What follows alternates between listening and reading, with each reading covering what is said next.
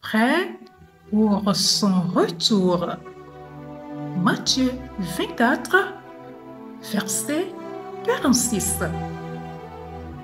Heureux ce serviteur que le maître, à son retour, trouvera en train d'agir comme il lui a demandé. Je vous salue, chers auditeurs, dans le précieux nom de Jésus-Christ. Un vif débat est en cours à l'époque actuelle pour déterminer si nous vivons les derniers temps. Certains ont une opinion parfois bien tranchée à ce sujet. La Bible donne beaucoup de précisions et nous exhorte à vivre dans cette espérance, mais nous ne savons ni le jour ni l'heure. Jésus nous l'a certifié. En fait, nous ne savons ni l'année ni le siècle.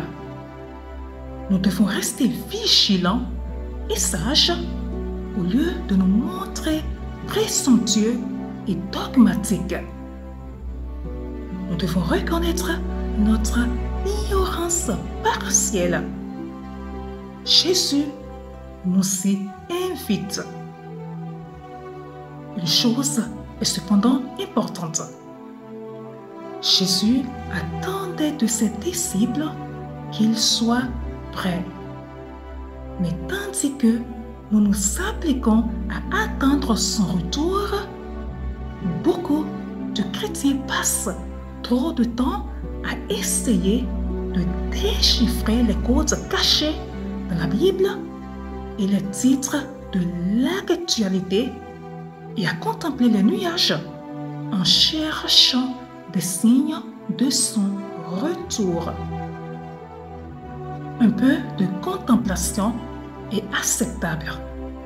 Jésus nous a recommandé d'être attentifs aux signes dans le ciel, mais il nous a surtout exhortés avec insistance de nous occuper de ses affaires. N'oublions pas, pendant que nous fixons le ciel, que des milliers de personnes, en fait des milliards, sont dans les ténèbres depuis 2000 ans, depuis la croix, car elles n'ont pas entendu l'évangile de la grâce. Elles demeurent sous le poids du péché et se dirigent sans pardon vers l'éternité. Savez-vous que lorsque nous tenons des conférences coûteuses sur la prophétie, beaucoup d'enfants émancillés attendent que quelqu'un leur tende un verre d'eau fraîche en son nom? N'aurions-nous pas honte si Jésus revenait à cet instant?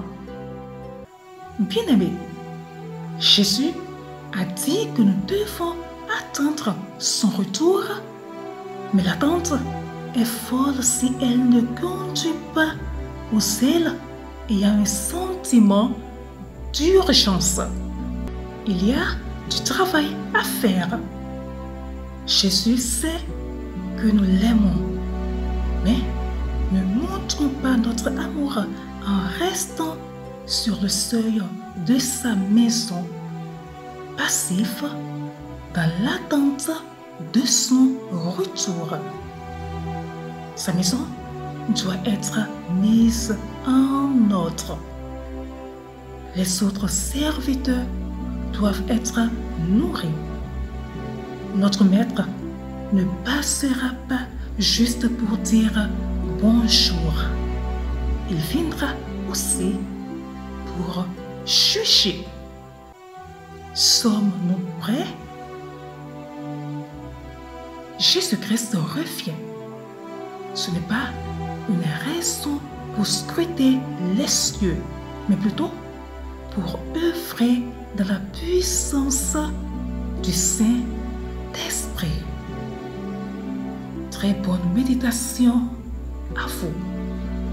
Shalom.